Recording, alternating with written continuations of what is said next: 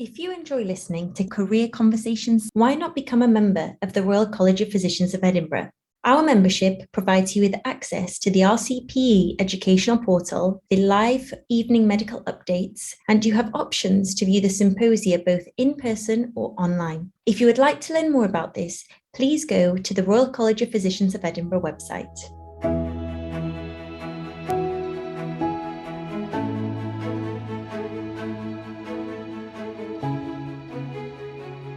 Hello everyone, and welcome to another episode of the Royal College of Physicians of Edinburgh podcasts. We're coming to you today from our new Career Conversations series. My name's Dr. Marilena Giannoudi, and I am a member of the Trainee and Members Committee. Today, I am joined by Dr. Rebecca Sagar, who is a Specialist Registrar in Diabetes and Endocrinology in West Yorkshire, and Dr. Jessica Pearce, who's an Academic Clinical Fellow in Oncology in West Yorkshire. So welcome to both of you. Thank you. Thank you. So today I want to focus on your routes going into clinical academic training, and you've both kind of been through a slightly different route, but how did you start your academic pathway? If we start with you, Becky. So I started doing the Academic Foundation Programme, which I think both Jess and Marilena have done as well. After that, I went on to do the standard sort of core medical IMT training for CT1, CT2. There was talk at that time about potentially doing an ACF, and that was sort of my preferred option. But at the time, there wasn't going to be one available in endocrinology, which was the specialty that I was wanting to do. So I did start doing some research, sort of mostly in my own time during CMT. But the pilot scheme for the flexible portfolio training sort of became that it was going to be an option during my sort of CT1, start of CT2 time, which looked a really nice option. So I started ST3 doing that, and it was much better because I had dedicated time to actually do some research 1 day a week. And using that during my ST3, I then got a British Heart Foundation PhD fellowship grant and came out of programme. Perfect. That's what I'm doing now. Okay, so you started with the Academic Foundation. Yeah. I'll come back to your route just so people know how you got there and how you applied. And Jess, you also did an Academic Foundation, isn't that right? I did, yeah. So I did an Academic Foundation Programme in medical education. At that time, I don't think research was a huge focus for me. It was mostly wanting to do teaching and to do it well. And so I did that. Meant that I get to do a PG cert in medical education as well. And then from that, I actually took a couple of years out to sample different specialties and decide what I wanted to do after the foundation programme, to continue working on my projects that I'd started during my academic foundation programme and travel and work abroad for a while. And then I came back to do CMT. I did apply for an academic clinical fellowship during my time when I was travelling abroad, but then I couldn't make it back for the interviews.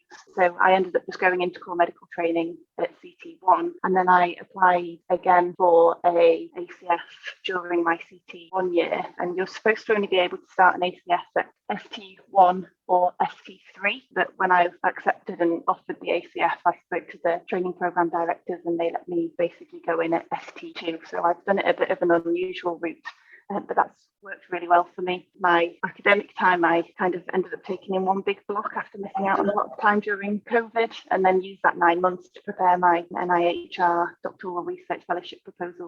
Perfect. Again, I'll come back to your route in a little bit, but I guess if we all cast our minds back to what it was like applying for Academic Foundation, I think we all applied via Oriel, and that's the same for anyone wanting to apply now, whether you're in Scotland or in England. But what was the process of applying for an Academic Foundation programme like? Becky, what do you remember of it? The main thing I remember was having to make the decision a bit earlier than everybody else. I think you had to actually submit a bit before sort of standard foundation programme. I think part of the decision making was you could only apply to 2 different places. I think that's still the same, but one of you guys might know better. And making that decision based on 2 programmes out of the entire country was quite difficult. I don't know what it's like for medical education. I'm sure Jess will know better. But for the research, I think it was very broad strokes. Knowing you were sort of vaguely interested was enough at that stage, rather than knowing, exactly which specialty and exactly which research program you had to do. I'm sure there were people out there who did know exactly what they wanted to do. But I think it was good in the sense that you had, quite a lot of option even once you'd gone down the original path of academic foundation program. And I guess it's important to say here that it used to be called the Academic Foundation Programme, but now it's been retermed the Specialised Foundation Programme. You will be able to find footnotes of this on our podcast site. So if you want to go back and look at it on the website, then please do. And yeah, I think it's really important to highlight that you do need to think about this sooner rather than later, because the applications due sooner compared to everybody else. So you go through the process of applying via Oriel, and then just, do you remember what your interview was like? Gosh, it was quite a long time ago now, but I remember there being multiple different stations, kind of similar to the normal interviews. So there was a clinical station. I think there was a station where you gave a 5-minute presentation on why you felt you would benefit from the Academic Foundation Programme. And I actually looked back over my slides from that this morning before doing this podcast. And it's quite interesting to look back at what I was thinking then. It was very daunting. I certainly remember that. But looking back at my slides, I don't think that my presentation was necessarily fantastic. I didn't really have much academic experience at all, but I think that I just showed a passion and a vision for what I wanted to get out of it. And I think that's the main thing that they're looking for, really. Yeah, I completely agree. I think at that stage, it's really difficult to know if you're a clinical academic or not. And I think the whole point of this programme is to encourage junior doctors to be able to have time to explore it, because what you don't have when you start training in a 100% clinical job is the time to explore your academic passion, whether that is pure academia or medical education. So once you've completed your foundation programme, there's the case of going into core medical training, or as it's called now, internal medical training. And when you're applying for an ACF, it's really important to look at the specific ACF that you have in mind, because different regions and different specialties will be recruiting at different times. So some regions and some specialties will recruit from ST1 or IMT1, others will recruit from IMT3, and others will recruit from the new now ST4. So again, it's really important for everyone listening who has a potential interest in a clinical academic pathway to look at what they want and how they can get to their end goal. Again, really useful websites are either the MSc, the Medical Schools Council website, or the Clinical Academic Training and Careers Hub, that's catch.ac.uk. And again, I'll make sure that all those footnotes are posted with the podcast. But again, if we just take this time to talk through your application process. So Becky, you said you did it via flexible portfolio training. How did you apply for flexible portfolio training? So the year I did it, it was one thing I was going to say actually was talking to the training program director of your potential specialty. They often know what grade you're going to be able to apply for an ACF. And that's what I did actually, because I knew there wasn't going to be anything for IMT 1 or 2. And then it became very clear there wasn't going to be one at registrar level either that year, which was unfortunate. And I had to make this decision whether I took a year out, waited for the ACF the year after because I knew there was going to be one, or they had an idea there'd be one, or this flexible portfolio training came along. The year I did it, I think it was the pilot year. And so basically there was 4 options. I can't remember all 4, but it was definitely academic, education, I think management, and something like digital innovation. Yeah, so I knew I wanted to do research in academia. So I was fortunate in that endocrinology was going to have a flexible portfolio training post with academia in it. And again, that came from speaking to TPD early on. It was through Oriel as the standard program was. And then there was sort of this only available for the ones that actually had a post. There was sort of a, would you be interested and do you want to apply for this flexible portfolio training post if it's available? So I don't know if that's on absolutely everybody's or if it's only on the ones that where it's available. And I put yes. And then after I was successful in benchmarking, etc., getting a post, I was then contacted to say, do you want to take this post up as you've indicated in your Oriel application process? At which point I said yes. And then, to be honest, heard very little about it up until just before I started. And I think I contacted the TPD to say, you know, how does it look? I think at that time it was probably fleshed out a little bit vaguely because it was a pilot post. but actually it worked really well. And I think it's a standard 20% time, and most people take it as 1 day a week. But yeah, so I think it's in place now, and you potentially have posts available in all 4 sort of pathways in most specialties. But at the time, you could only do academic. And does that last throughout your clinical training? Yeah, so it goes all the way through. So I'm currently out of programme going into my final year of my PhD, depending what I do after, and that's sort of in discussion at the moment. But if I came back to full-time clinical training next August, I would take up my flexible portfolio training again. So that would carry on until the end of training. Okay, excellent. But then Jess, you did it slightly differently. So you ended up applying for an academic clinical fellowship. So how did that look for you? I know that you had that traveling in the middle, which not complicates things slightly, but obviously it was added time towards your application. But how was your application process? Yeah, so I, in the end, applied twice, because I applied once during the year that I was travelling at the same time as applying for core medical training. And I got into the T&MC post, but because I wasn't able to get back when I was travelling down the east coast of Australia, it just didn't work out. And I kind of prioritised making the most of that stint of travelling. So I missed out on the opportunity to start an ACF at ST1, just went into normal core medical training. And then during my ST1 year, I applied again and was really lucky to get interviews and be accepted that time. Yeah, was there a specific question about that sort of? So when you applied, was it again through Oriel? Was it 2 separate applications, one for academic, one for clinical, or how did that work? Yeah, so it was 2 separate applications. So I did them both the first time, and then once I was in my core medical training post, I just applied for the ACF during that year and then started it at the start of my ST2. So it was good in some ways to have a practice run doing the application process. It's quite a big form to fill in. But the good thing was that I'd already answered all the questions the previous year, so I could just amend it and then use those same answers pretty much. And one thing I would say for anyone applying is that the questions are often the same or very similar year on year. So I think it's definitely worth contacting someone that's done it before. They've probably got the questions, and you can start to think of your answers and plan how to get the points for the application in advance as well. Yeah. And then in terms of you mentioned the interview process, again, did you have a separate academic interview and a separate clinical interview, or was it kind of one big amalgamated interview? Yeah, they were separate interviews. And which one comes first? I can't remember actually. I think it's the academic side of things, I think all happens first, and then you have clinical benchmarking at your clinical interview. Yeah, I mean, that's the way it worked for me as well. So I did things, again, differently to both of you guys. So I applied for an ACF when I was starting CT2 so that I could then start my ACF at what was then ST3. Obviously now it's changed because of IMT. And again, I think it was 1 Oriel application and then 2 interviews, first my academic and then my clinical. But again, for anyone wanting to look into this field now, I think it's really important to think about it early, because the academic interviews and in general, the academic jobs come out much earlier than the clinical jobs, just like they did for academic foundation. So it's really important to kind of be ahead of the game. I guess with the ACF, the timing is slightly different. So Jess, you mentioned that you've just taken a big block of your research time. Is that right? As opposed to Becky's 1 day a week?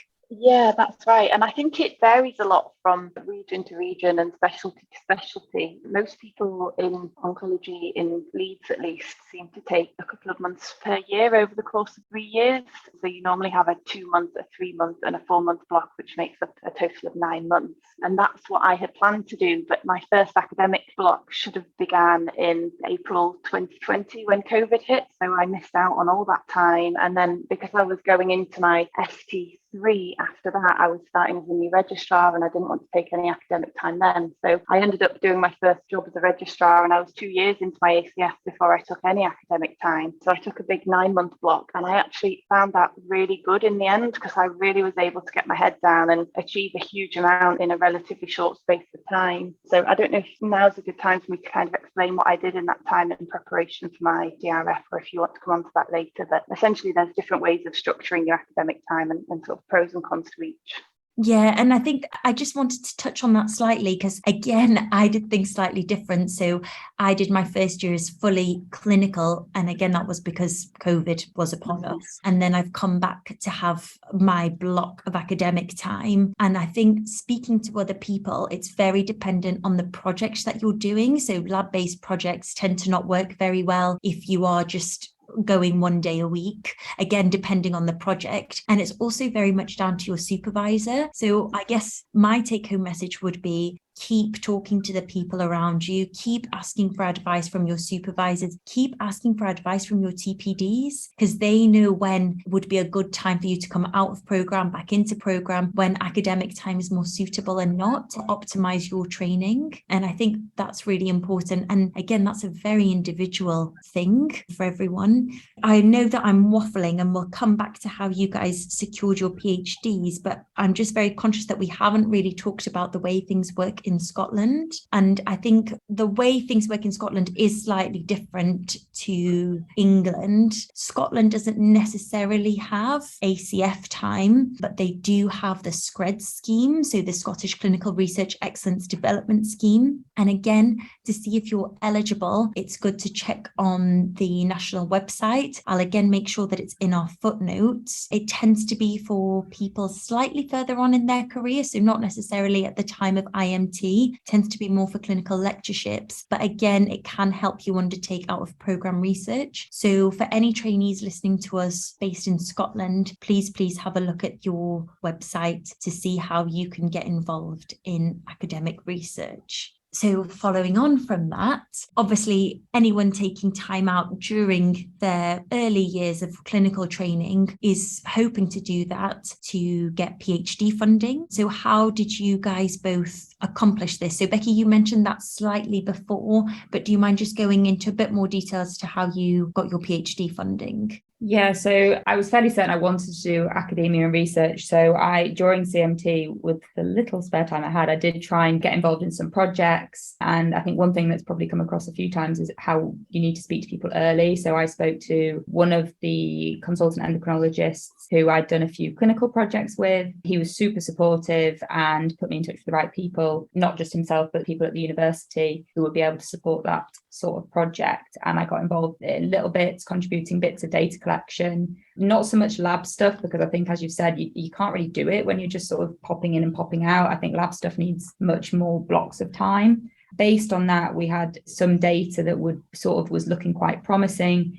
And once I knew there wasn't going to be an ACF, we put in a grant directly, while I was still full-time clinical CMT. And then I knew I could use some of the time from FPT once I started as a registrar to sort of carry on building that, in the anticipation that the grant wouldn't be successful, but was quite fortunate that very early on in my ST3 that came back as successful. I don't know if you want me to touch on what happens from there in terms of going out of program. Yeah. So again, that's something you have to talk about really early with your TPD, because they have to plan for you coming out of program. And obviously, if you're in a DGH or some kind of placement where you're the only registrar, they have to prepare for that, because otherwise you're going to leave a rotation with no registrar, essentially.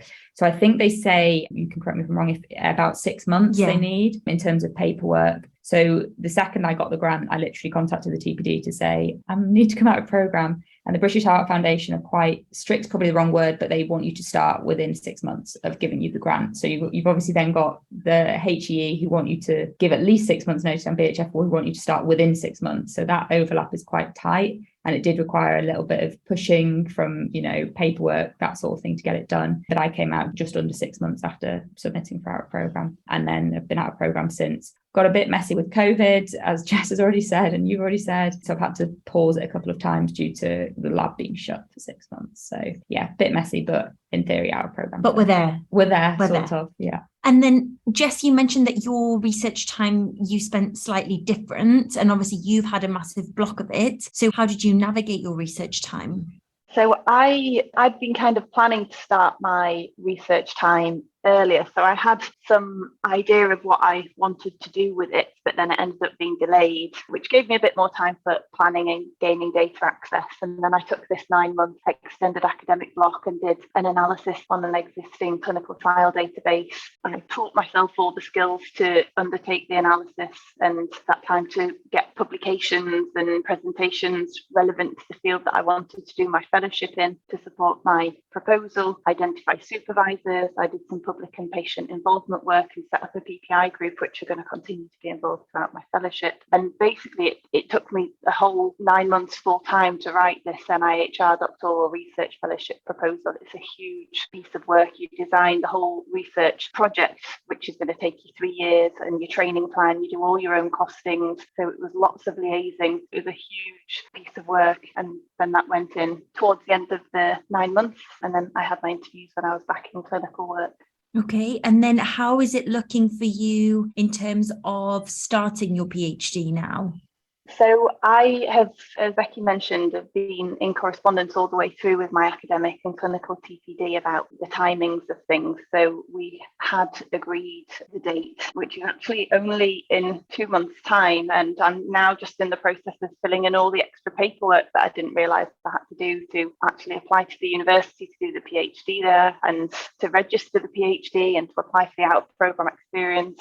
I'm hoping that that's all going to go smoothly because it's all already been agreed along the way with all the right people. I'm hoping this is just paperwork. Yeah, we'll see. Yeah, good luck with that. Yeah, I was going to say, I know the feeling. Yeah, and I think we and everyone who has had, some experience in academia will say to anyone, there is a lot of paperwork. Absolutely. Make sure you're aware of the deadlines early. Make sure you look at exactly what is needed from you early, because things change and you don't want to be caught out last minute. And I guess the next step going forward for all three of us and anybody in our position would be thinking about an academic clinical lectureship, which I think for some of us is a little bit further off than others. But again, I think to apply to that, a lot of it is about just talking to the people around you, making sure you keep up to date with all your research and that you've got grants that you can keep bringing money into a university so that you can apply for that. Do you guys have anything else to add about that process? I don't know much about the process itself, but I think talking to your supervisors early and them knowing what your intentions are, because it's absolutely fine to do an out-of-programme PhD, ACF, and then never touch research again. That's absolutely fine. And some people will very much be in that court. But I think if you've got any intentions to consider carrying on, your supervisors probably want to know early. They have to talk to the right people at the universities and they have to plan ahead as well. So I think, I don't know much, but that bit I think is probably fairly standard across all supervisors. Yeah, and each university will be slightly different. Yeah, each department will be different. And I guess it's really important to mention that research is something that we don't actually have a lot of experience in going through medical school, and we'll all come into it at different times. And if you try it and you love it, then that's great. But if you don't, then those are still skills you can take forward with you. And it's just about knowing what you enjoy and how far you want to take it. Yeah, absolutely. I think there's a big difference, we're talking about university research and things, but there's, in the NHS, there's so many completely full-time clinical medics who do research on the side. And that's, brilliant as well. And a lot of those will have been through research pathways previously. It's great that they still do some. Yeah. Jess, do you have anything else to add? I don't think so. I think that the things that I would reiterate really is that if it's something that you're interested to pursue, then just all about talking to people, planning ahead and making sure that you tap into all of the help and support that's out there as well, like through the research design service, for example, based in your local university. There's just so much support out there that I didn't ever realise existed, but I definitely wouldn't have got to the point that I've got to now without tapping into that.